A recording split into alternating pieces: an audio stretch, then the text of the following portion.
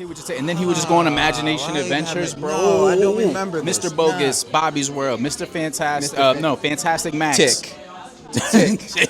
Yep. All right. Hey, what's up? What's going on? Welcome to a new video series I'm kicking off called Comics and Coffee with AD2 Comics. This is the first official, podcast, video series that I'm launching tied to a new comic brand that I'm launching called AD2 Comics. And just combining a couple of my favorite things. Reading comic books, discussing comic books, drawing comic books even, and drinking coffee. And I am doing this with my very good friend, one of my day ones, my boy Chad. One of my day ones / proud creator and founder of a fantastic comic book and comic book brand called School of Rejecks. I want to say something. Thank you for kicking this off with me. No problem. Thank you. Thank you for having me. I appreciate that. Listen. Appreciate that. This is a huge milestone in my creative journey.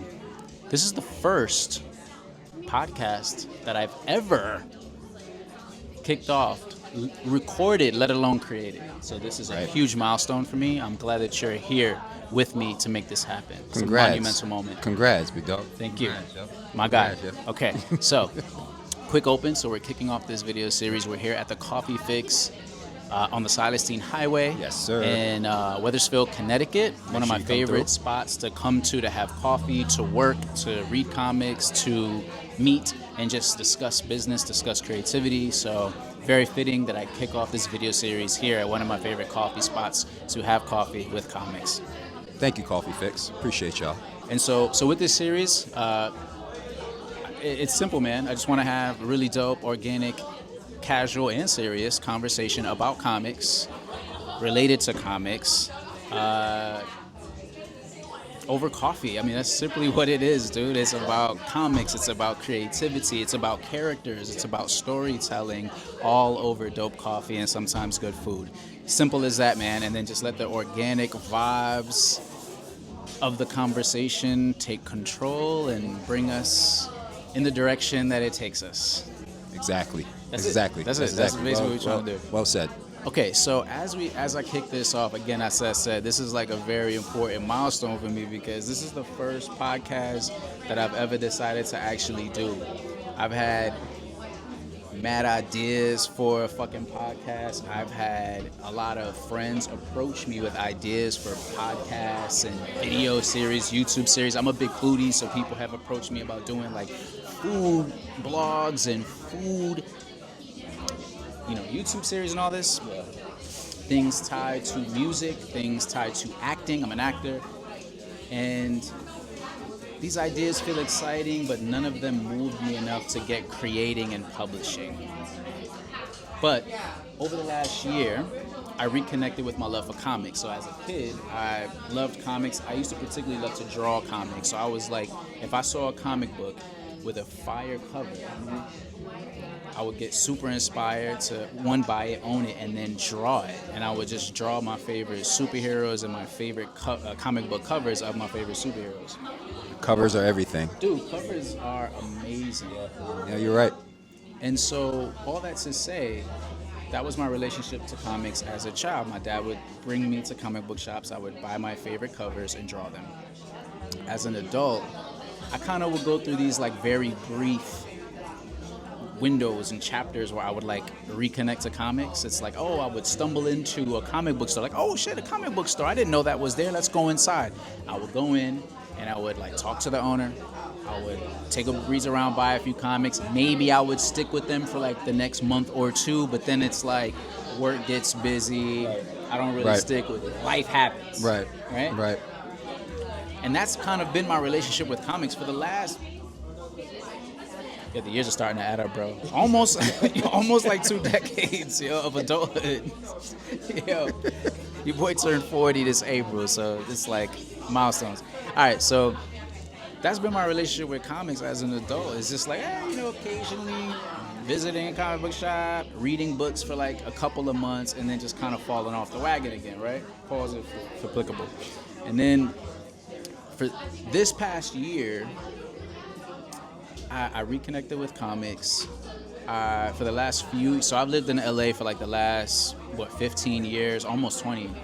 But the last couple of years I've been back in Connecticut. I've been spending more time with family, and so I've been a little bit more rooted in Connecticut. But I reconnected with comic books earlier this year, and I found an LCS here in Wethersfield. It's actually down the street from this coffee shop called Heroes and Hitters. And there was something about this time around when I reconnected with comics, though, that just felt Natural. It felt natural. All those words that I love. Organic, Yep.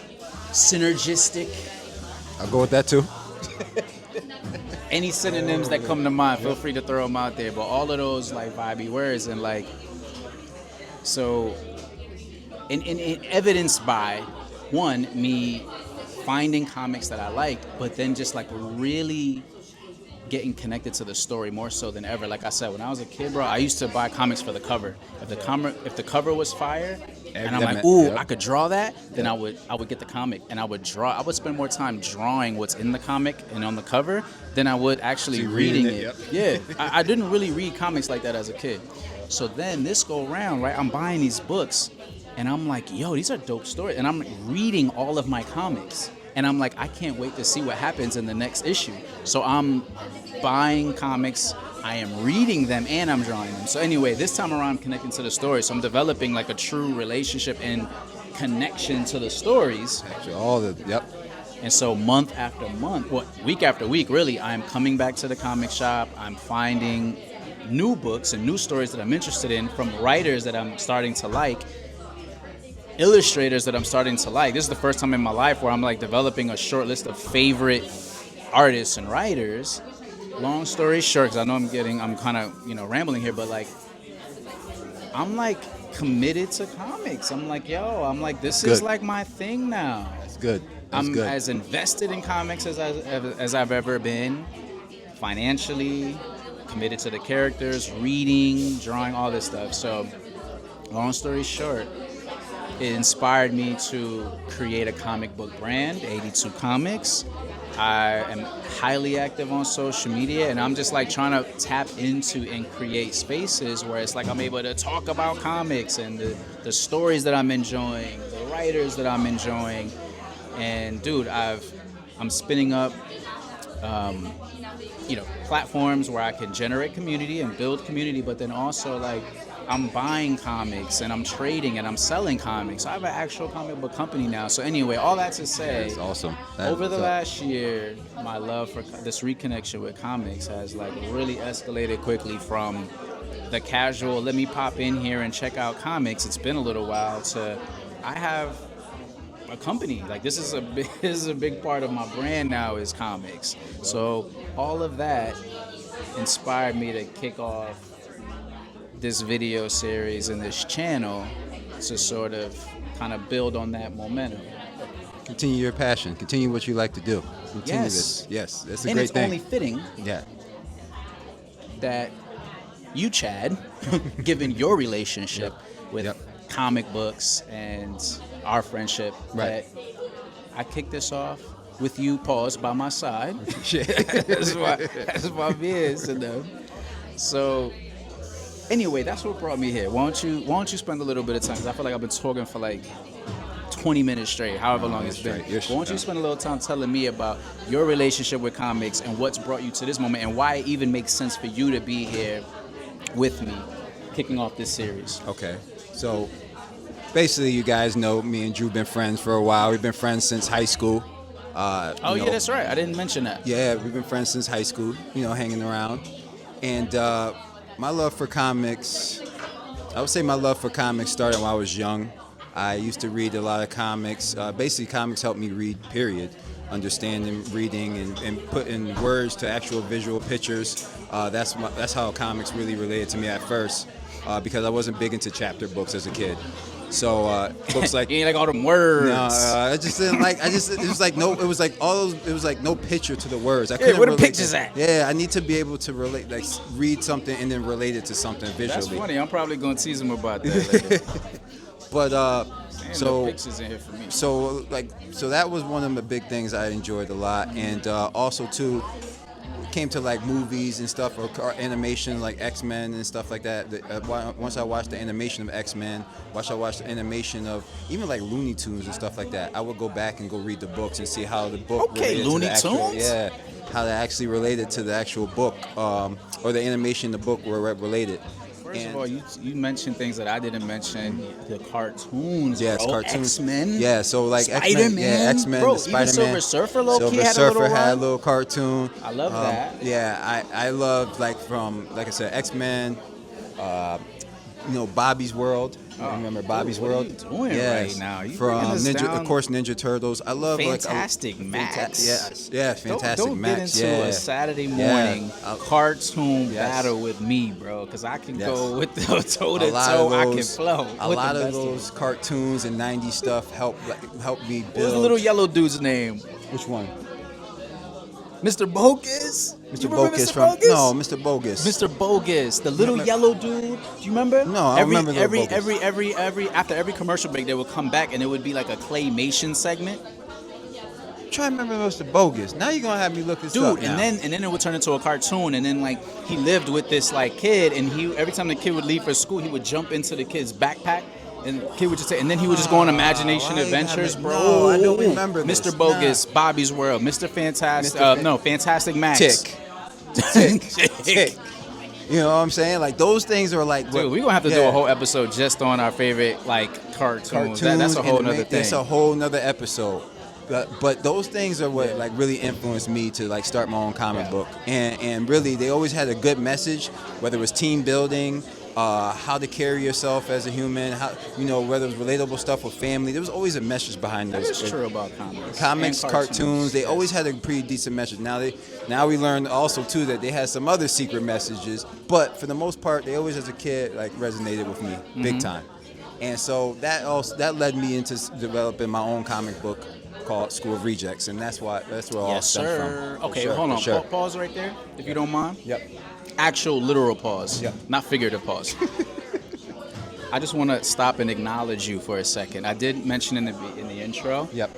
Founder of a fantastic comic book brand called School of Rejects.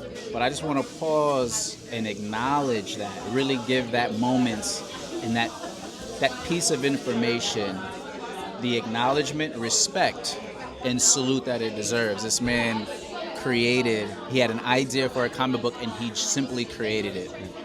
And you're on issue 2 now or 3? You're on issue 3. Yeah, issue 3. Issue 3 is done. I'm going to move on to issue 4 and 5. 5 and 6. So basically, issue 1 to 3 is a brief story about Sarah Blaze and Ty Chillings. They meet each other. They find out that they don't like each other, but they kind of have more in common than they think. And while this is happening, a bunch of strange things are happening in a town called Rejectford.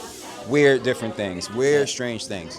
And they find out that not only are those things happening to the town, but it's also happened to them as they develop superpowers.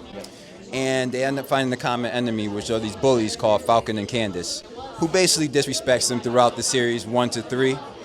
Issues 1 to 3, and they disrespect them, call them all sort of names, beat them up, and they end up saying, hey, listen, we have to be the voice for the unheard. We should develop a school for kids who feel like unheard and they get bullied or whatever by their peers or whomever. Yeah. And so they come together, make this school called School of Rejects, and they end up making this school, but not realizing that not only are they getting superpowers, but they're going to have to fight the supervillain called Coco Harmony. And Coco. Welcome to Coconuts. Yes, welcome to Coconuts. Yeah, listen. Yes. So first of all, link in the bio, link in the caption, link across both of our platforms. Yes. Check out Yes. School of Rejects. Follow School of Rejects. I think you're working on issue 5 now. Or 6? I'm finishing up 5 and then I'm working on 6. Yeah, dude. I'm finishing up 6. So Yep. like the story run is about to get crazy. He's gonna be ready for a graphic novel soon. Yes. I think you have Yes. like figurines Yes. on Yes. deck. Like so there's like a Yes. whole wave of School of Reject-esque updates coming. So tap in, dial in. Yes. There's a few things that I want to point out that I like about School of Rejects. One, I like the name a lot. Appreciate it. School of Rejects. Appreciate I it. like the play on rejects. I like how it takes the idea of not fitting in. I like that it takes the idea of what it like being an outcast Yep. or kind of being on the fringes of normal, whatever the hell that means. And taking that and making that the center of a new space and world where all of us who are rejected, outcasts, or everything like that, we got our own circle. Right. And then, I love that idea. And then to make that a school, I just thought that there's so much potential in terms of just making inclusion the center of your world, and then just letting your imagination run wild in terms of what their unique powers are and everything else. So I love the concept. I think that this universe has a lot of runway for potential. Yeah. I'm excited to just kind of be a fan at the ground floor and just see what direction you take it. I appreciate that, Drew. Super salute to you, sir. I appreciate Yes, that, sir. man. And yeah, man, I just can't wait to show it to people.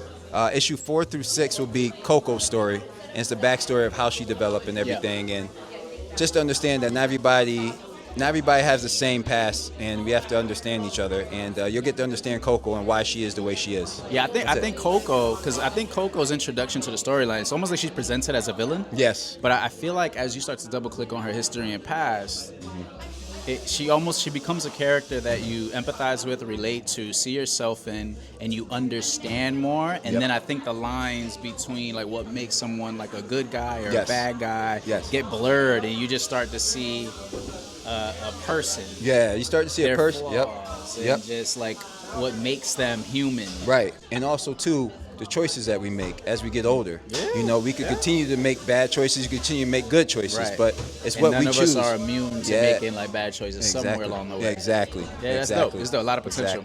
Yeah, let me ask you this before we move on to another topic. I want to ask you this about School of Rejects, and we'll do another episodes about just drilling down on this even more.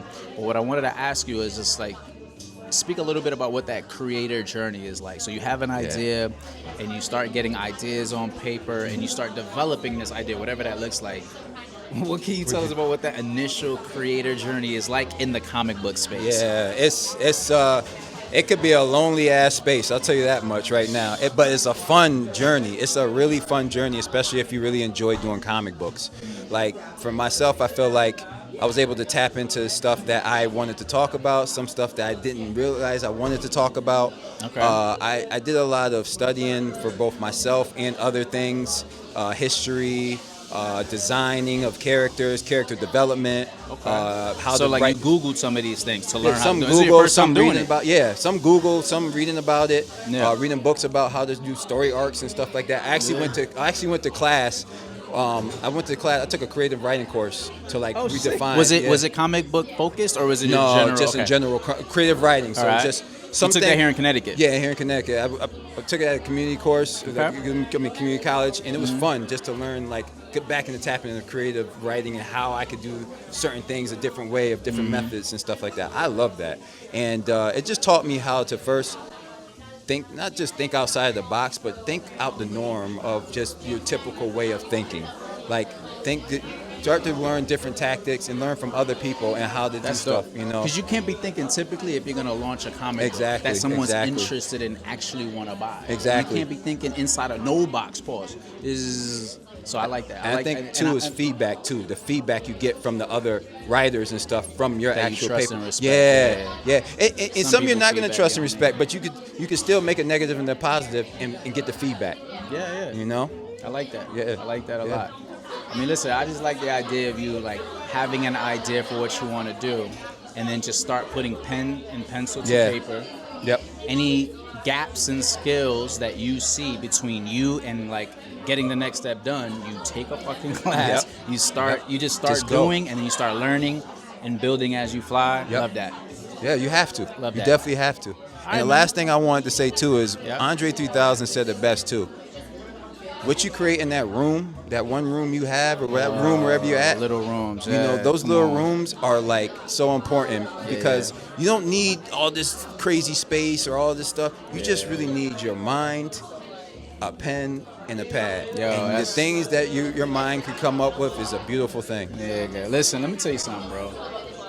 As an overthinker myself, bro, that resonates so deeply with me because, bro, I am the undisputed king of having an idea. Yo, listen, be honest and transparent. Of having an idea. Yep. And thinking about that idea. Yep.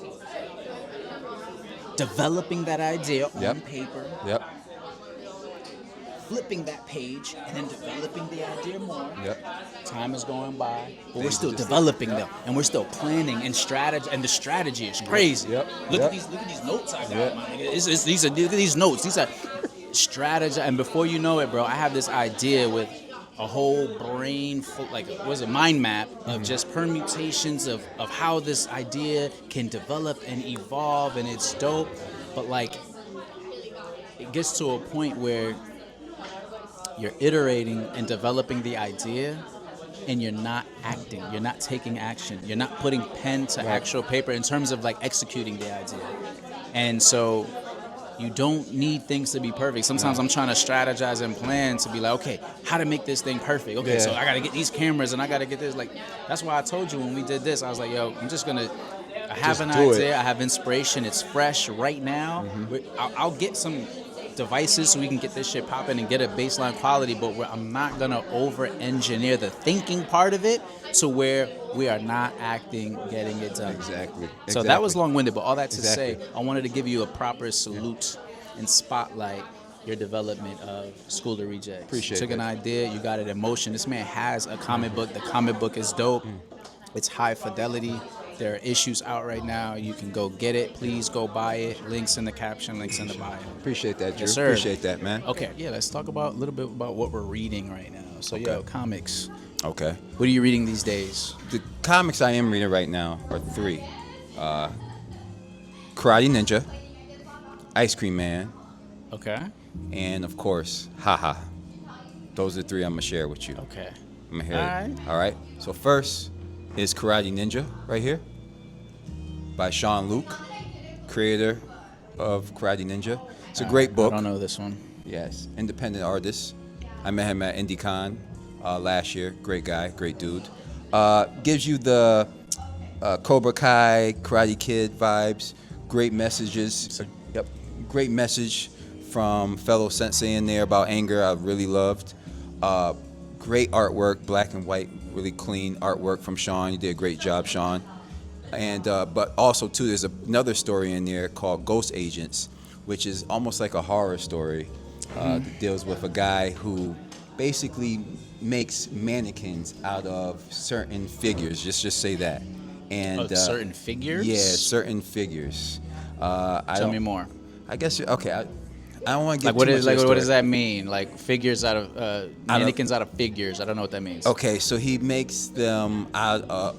See, if I tell you what the figures are, then I'm gonna tell you the story. I'm gonna trust your judgment, man. So I don't Yeah, want to okay, say that's too fine. much, but it's something I wasn't expecting out of Karate Ninja, because the whole story of Karate Ninja is watching a kid grow up as basically as a karate fighter, and how he's able to not just outsmart, but just be himself while fighting his opponent.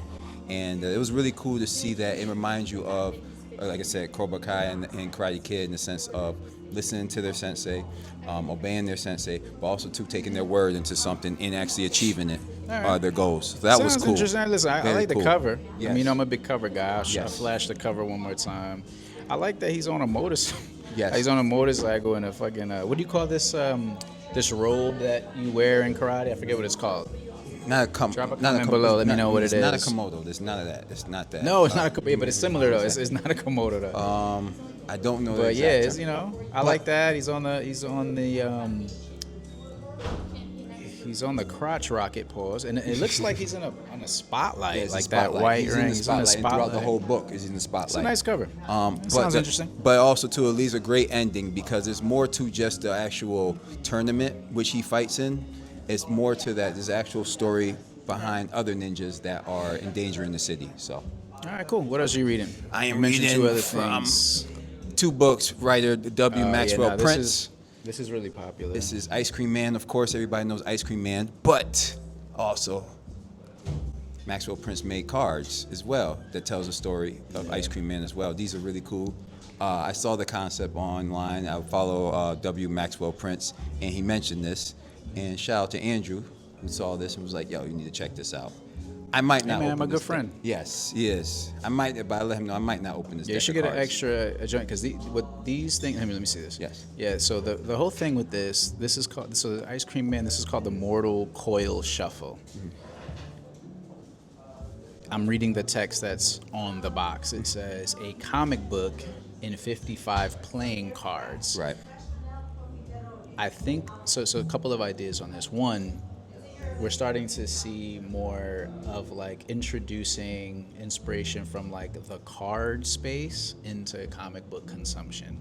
What I mean by that is like, so for instance, Exquisite Corpses, if anyone's reading that, it's a popular James Tynion series, but like there's like the blind bag edition where it comes with a playing card tied to that killer. If you're familiar with the story, it's a tournament, like a, what do you call that? Like a tournament of killers who have to like whatever survive to the end, be the last man standing. But like each one gets its own playing card, and there's a way to take the card and play the game on your own. And it's like it takes the comic book storyline and it creates this interactive playing experience. Right. All that to say, this is a 55 card set where what you're supposed to do is you're supposed to not shuffle it. You're supposed to just keep it in the order it's in, open it, and then you just literally read the same comic book storyline, but in the order on the cards. Yes, so I haven't done this yet. Don't shuffle the cards. Don't shuffle the cards. People who have read the comic this way, in this format, they said it's super fun, even if you've read the comic already. It's not like the exact same. It's like the same story, but it's a different experience. It's really cool. So I think that comic publishers and writers are starting to think of innovative, creative ways to sort of reimagine the comic book consumption experience. And tell their story. Yeah. And this is kind of a hot thing. So it's a little bit innovative. And these are selling like hotcakes on eBay right now. So you're smart for not opening this one, but I recommend that you get an extra. Yeah, I will open it and read it. Yeah, and read it. And I need to do the same on mine. Yes. But yeah, so it's really cool. This is really popular. Ice Cream Man's popular. What else are you reading? And last but not least, W. Maxwell.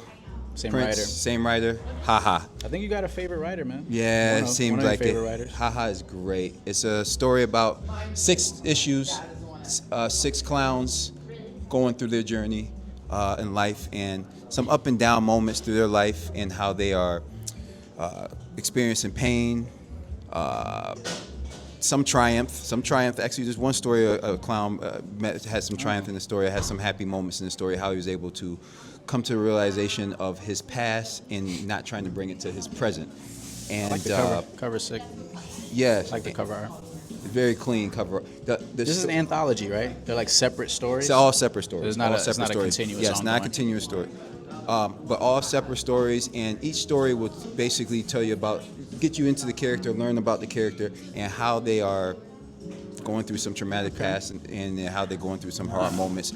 Without offering too many spoilers, I'm just going to go out there and say I am seeing some parallel common themes first of all, between like, well, not so necessarily the karate book, right? But Ice Cream Man, Haha. I'm seeing some similarities there, and I'm seeing some kind of thematic tie-ins with School of Rejecks. School of Rejecks, yes. The hard truth. The hard truth.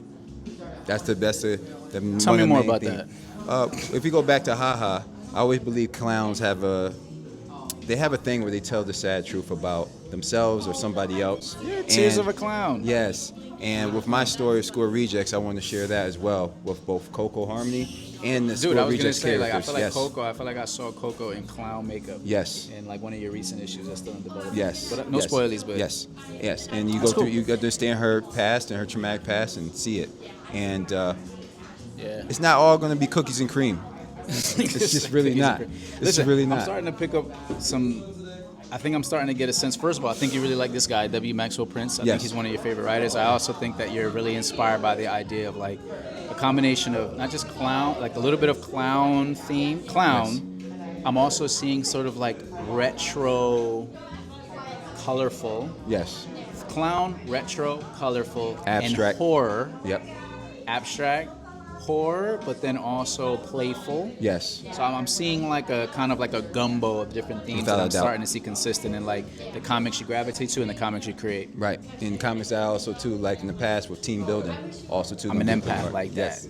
I be observing and reading. Yeah. You can read it. You can learn a lot about by someone's taste in comic books and what they consume. Yes. All right, it's cool, man. How and about you highly you? recommend these reads? Oh, without a doubt. Okay. Without a doubt. All three of them, great books. What am I reading? So first of all, it's almost like becoming a part-time job. I'm reading so much. So my pull list, has gotten very, very long. Like there's like I don't even know how many storylines that are ongoing that are on my pull list at this moment, but it's tons, dude. Like I'm spending hundreds.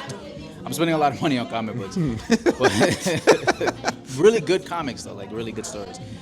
I'll do a separate video series where I'm just talking about like detailed reviews on everything I'm reading, but at a high level, what I'm reading, I think the top read right now for me, the thing that I look forward to most every month when it drops is anything Absolute, but particularly Absolute Batman. Okay. Loving Absolute Batman. Scott Snyder, Nick Dragotta. Yep.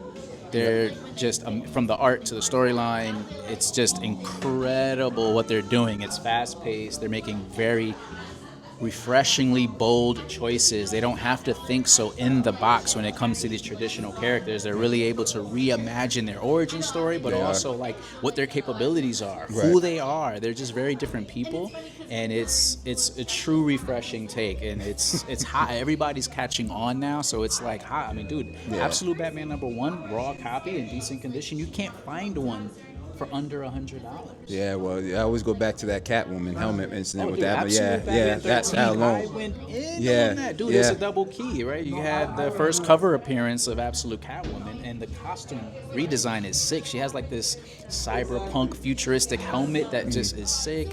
And it was like the first appearance of Absolute Harley Quinn. So it's like a double key, and then they just hitting us with keys back to back. So you got that one.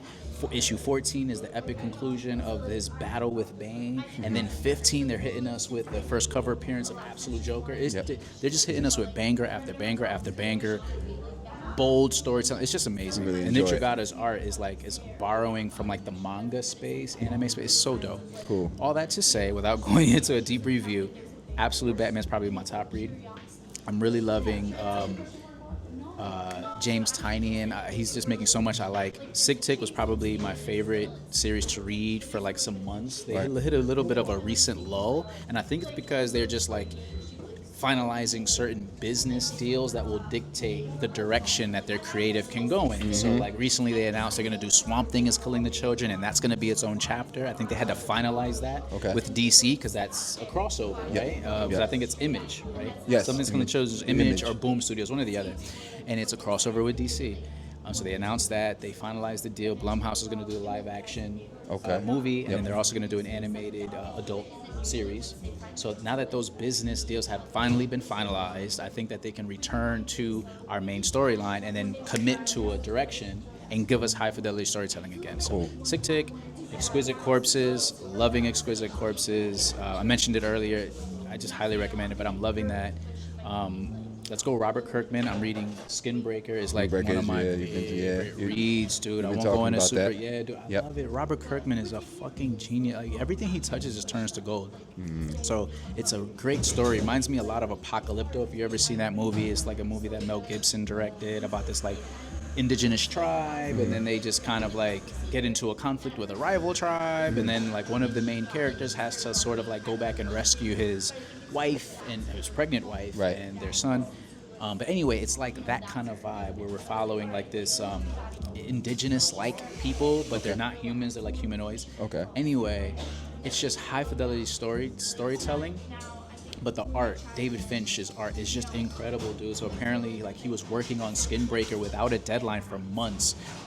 Robert Kirkman just had him working on it, and he just took his time, went into his lab, and just drew from a fucking creative space without the pressures of a timeline. He used like an artboard that was like double the size, and he was able to just really hone in on the details with a larger canvas. And then when it came time to, hey, we're gonna actually publish this story, they scaled the artboard back down to comic book size and all the detail. I mean, you scan the panels, and it's just, I mean, it takes forever to finish reading this Right. book because you spend a long time just sort of scanning and taking in all the detail of the artwork, dude. It's like you clean. geek out over Yeah. this shit. It's so Yeah. clean. Okay, so love Skin Breaker, and I'll mention like maybe a few others. Really loving James Tynion, loving Department of Truth, dude. I jumped on that storyline late. I just finished volume 1 of the trade. I'm working on volume 2. So good, dude. Okay. Master storyteller. Right. Love it so much. Right. What else? And then special shout out to Final Boss. This is a recent #1 that I just started. I think, what's this guy's name? I'm going to butcher his name. No, what's his name? The guy who wrote Final Boss. I think it's like Tyler Kirkman. Okay. That's it. Tyler. Okay. No, it's Tyler Kirkham. Okay. Kirkham. And it's a self-published book. I think he published it on his own in the past, but then he got, I think, Image to republish it recently. So now we all can see it. It's being distributed by a major publisher. So good. If you're into like 90s retro like fighting movies like Bloodsport, and you like 90s retro video games like the Street Fighter 2, 16-bit Sega Okay. Genesis shit, Mortal This Kombat, was it. dude, This is it. you're gonna fucking love it. Okay. Okay. And I mean, I can go on, but I think Did you talk about Corpse? Exquisite Corpses, I did mention them. Okay. Skin Breaker, Absolute Batman. Oh, and then I'll do a special shout out to Transformers too. Yes. Oh, I yeah. got onto the recent run of Transformers late, and I read like the first like 4 volumes very quickly. Loved the run, and then starting with issue 25, Robert Kirkman is taking over. Yeah, so who we were talking is a about that, yeah. fucking brilliant Yeah, dude. So I went big on issue 25. By the way, I got every variant I could. I got one of them really signed did, too. by the man himself, David Nakayama, one of my favorite and many people's favorites cover artists right now. Got it back graded 9.9, by the way, with the yellow label witness signature. 9.9, dude. Yep. Officially mint condition. Yep. The 9.9 on the slab is in gold, not black. And then it says mint condition. It's so sick. But anyway, I'm really excited about Robert Kirkman taking over with his creative team, and then like the new arc that they're gonna start. Really excited to see where they're You going ready to with see it. all this? Yeah, you've been Dude. talking about this for a minute. And especially because they're gonna do an adult animated series for that with that Void, the Energon universe, with Transformers and GI Joe. So And if there's I'm a not lot mistaken, too. If I'm not mistaken, I think Yeah. the end of the Transformer movie, there was some GI Joe Easter eggs. If I'm not mistaken, I have to double check that. But There might be. Yeah, I don't know. yeah. I'm gonna be honest with you. Okay. The Transformer movies are really dope, but after the first one, they kind of start losing me. I'm gonna be honest. Okay.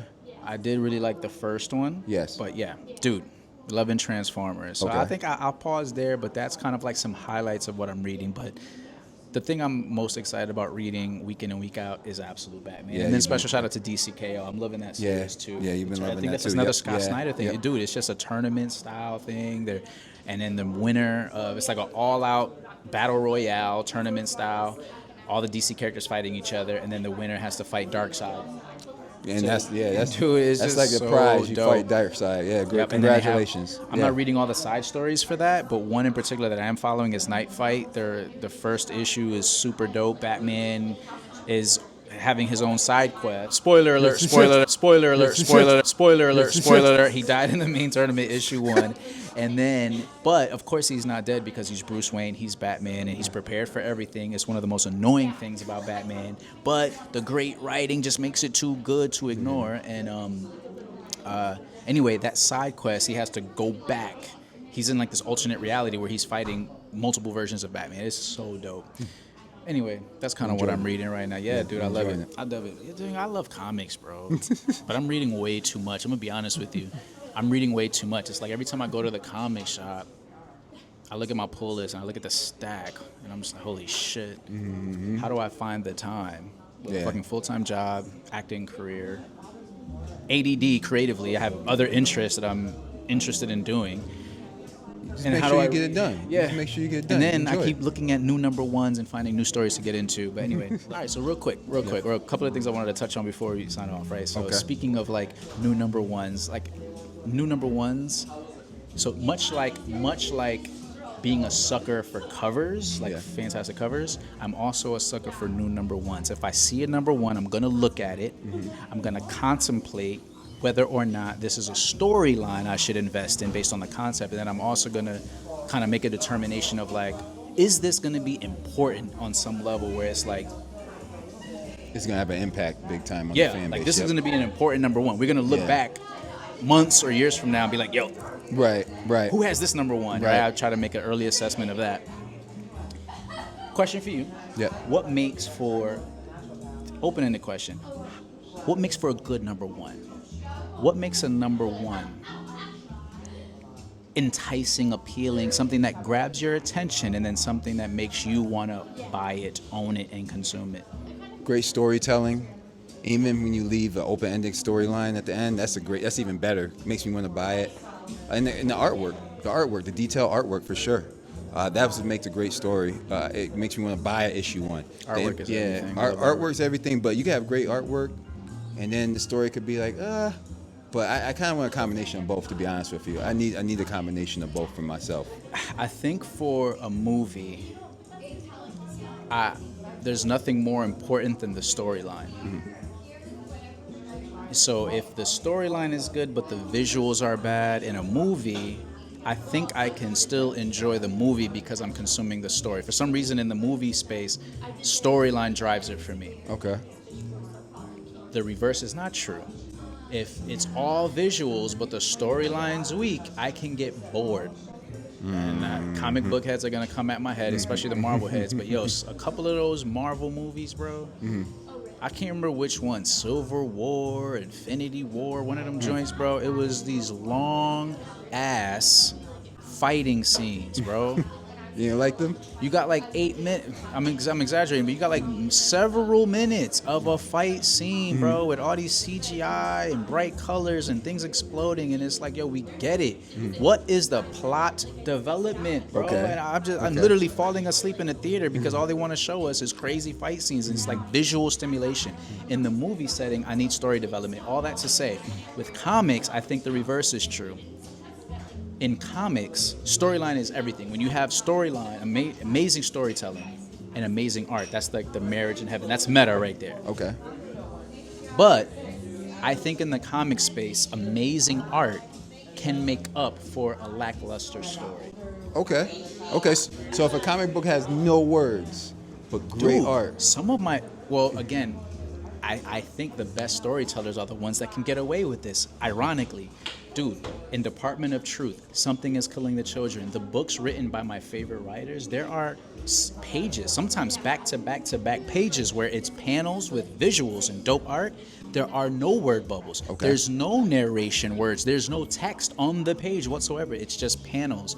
And based on what's captured in the panels, I like that. the That's story true. is being That's told. true. The scene is unfolding, and it's moving. Yeah, Without yeah. words. Yeah. And so I do think it's like a masterful storyteller that can set that up. Yeah.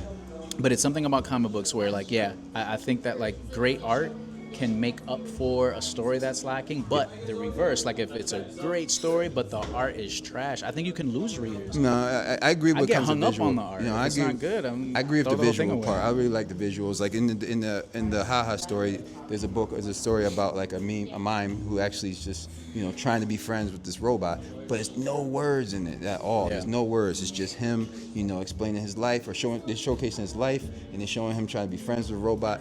And I thought the storytelling in that particular chapter of the book was great. Yeah. And I agree with you on that. Yeah, The man. visuals are important. But I still like the combination of both, though. Sure. Any particular like writers, artist combinations that you're into right now? I think it's probably this guy, right? I would say writers right now for comics, W. Maxwell Prince is There you definitely go, one of W. them. Maxwell Prince. But artists, it varies, man. There's so many. Like even artists that's not just comic book artists. Like I like artists outside of here. Like I felt like it's cliche to say, but it's just a reality for myself. Is Basquiat. Did you just say Basquiat? Yeah, Basquiat. Hey, listen.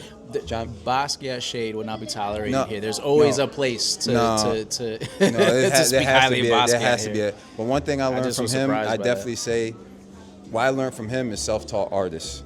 Like you self-taught Okay. artist. Like I see his art as a child. How he taught himself and developed it as an adult. It was pretty cool, and it definitely encouraged me to do the same. Yeah. So- That man said Basquiat. Yes. Listen. Let me take a crack at this question. So, my reconnection with comics is not even a year old, right? Like Okay. I've reconnected with comics this year, and I just recently started developing like a consistent taste for like certain writers, certain artists. So far, my favorite writer artist combo, if I were to answer that question, would probably just be Scott Snyder and Nick Dragata. Like what they're doing with Absolute Batman, that's my favorite combination of storytelling and art there is. Okay. Batman is 7 feet tall. Batman is over 300 pounds, and I think Nick Dragata has an art style where everything is exaggerated, and I think him working on the Absolute Batman story, he has the creative liberty and room to exaggerate. Like it's a version of Batman where there's less restraints. Okay. Like traditional Batman, he just has rules. Like he doesn't kill. He's so good and pure. Okay. You know? Yeah. And I think Absolute Batman, he's not the opposite, but he's a lot more unhinged.